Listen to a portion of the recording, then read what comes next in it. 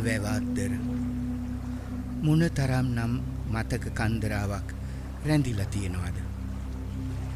මේ වැව මොන තරම් කතා ගොන්නකට සවන් දී ඇද්ද?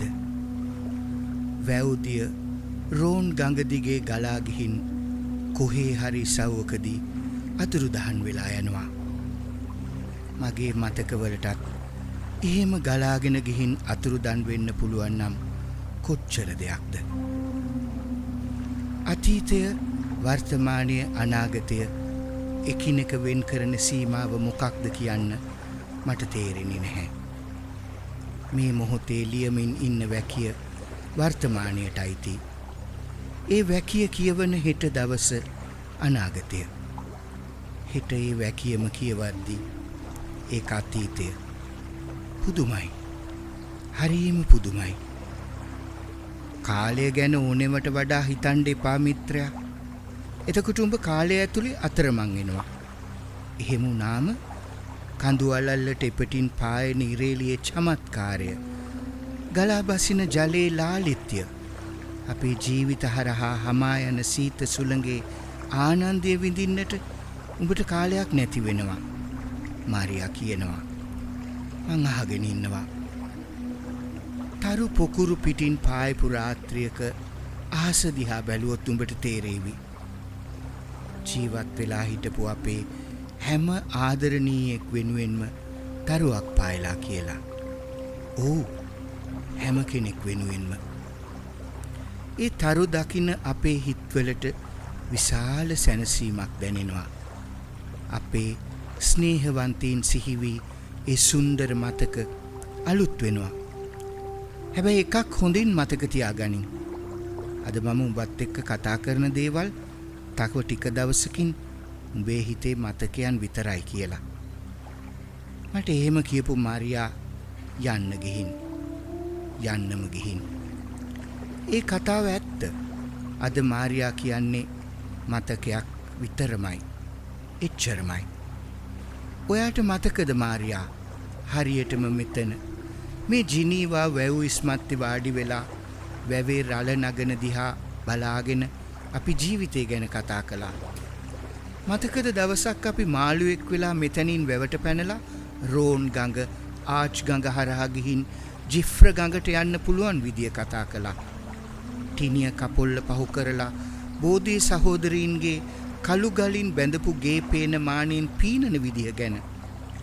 යක්ෂයාගේ පාලමයට හැංගිලා හොර රහසේම ආදර කතාවලට කන් දෙන විදිය ගැන කතා කළා. මට නම් ඒ කිසිම දෙයක් අමතක නැහැ මාරියා. ඒ කිසිම දෙයක් අමතක නැහැ. ඒ කාලේ අයිති අතීතයට, මතකයට. ඇතැම් සිදුවීම් අතීතයේම තියන්න ඉඩාරින එක තමා වඩා හොඳ.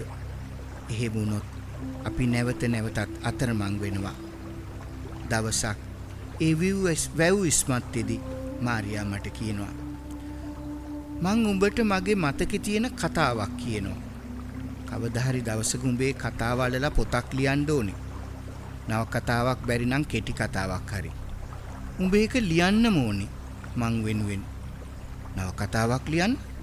හරියකට කටුසටහනක්වත් ලියාගන්න තේරෙන්නේ නැති මං කොහොමද අනේ නව කතාවක් ලියන්නේ? අනේ මට බැහැ මාරියා. ඔයා ඒ කතාව වෙන කාට හරි කියන්න. ලියන්න දන්න කෙනෙකුට කියන්න. අතීතේ ජීවත් වුණත් ටෝල්ස්ටෝයිට හරි හෙමින්ග්වේට හරි කියන්න. නැත්තම් අරුන්දති රෝයිට, හරුකි මුරකමට, අනිටා දේසායිට කියන්න. අනේ මට නම් බැහැ මාරියා. මට බැහැ.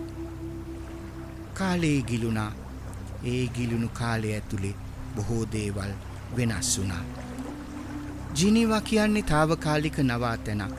යාළු මුත්‍රයෝ මුණ ගැහෙන කෝපි කෝප්පයක්, වයින් වීදුරුවක් තොලගාමින් සල්ලාපේ යෙදෙන සුන්දර තිප්පොලක්. අවුරුදු 100,000 ගණනක මතක කැටියුණු අපූරු නගරයක්. මොන්ත්‍ර නැවේ බෝසන් නලාව ඈතින් ඇහෙනවා. වැවියුරේ නිස්කාන්සුවේ වාඩි වී සිටි සංචාරකයින්ගේ හිස් එකවර මේ පැත්තට හැරවුණේ හරියටම හමුදානකට යටත් වුණු සොල්දාදුව රෑනකගේ වගේ. මොන්ත්‍ර නැව ලොසාන් නගරයට පිටත් වෙන්න සූදානම් වෙනවා. ජැටිය කෙළවරේ ප්‍රදීපාගාරේ එලි දැල් වෙනවා. හරියටම දැන් පිටත් වෙන්න වෙලාව හරි කියන්නා වගේ. මේ නැවත් හරියටම අපේ ජීවිතේ වගේ. ඇතැම් මගියෝ නැවට ගොඩ වෙනවා. ඇතැමුන් නැවට සමුදෙනවා. ඒ හැමෝම එක මොහොතකට එක තැනක පෙනිලා නොපෙනිලා යනවා. පුදුමාකාරයි. නගරේ තැනින් තැන නියොන් නිලි දැල් වෙනවා. පාට පාට දිලිසෙන ඇඳුම් ආයිත්තම් වලින් සැරසුණු රුසියානු තරුණියොත් නටුවේ කටුත් එක්කලා රෝසමල් විකුණන පංජාබ් තරුණියොත් එකා දෙන්න සැරින් සැරේ හොරෙන් වාගේ එළියට බහිනවා. මේ හැමෝම මේ හැම සංසිද්ධියක්ම එකිනෙකට සංගත වෙලා මේ කිසිම චරිතයක් කිසිම සංසිද්ධියක් අහම්බයක් නෙවෙයි. මොන්ත්‍ර නැව වතුර දෙබෑ කරගෙන හිමින් සැරේ ඉදිරියට ඇදෙනවා. හරියටම ආඩම්බරකාර හංසෙක් වගේ ජැටියෙන් සමුගන්නවා. දැන් මටත් මේ නගරයට සමුදෙන්න වෙලාව ඇවිත්. මටත් මේ නගරයට සමුදෙන්න වෙලාව ඇවිත්.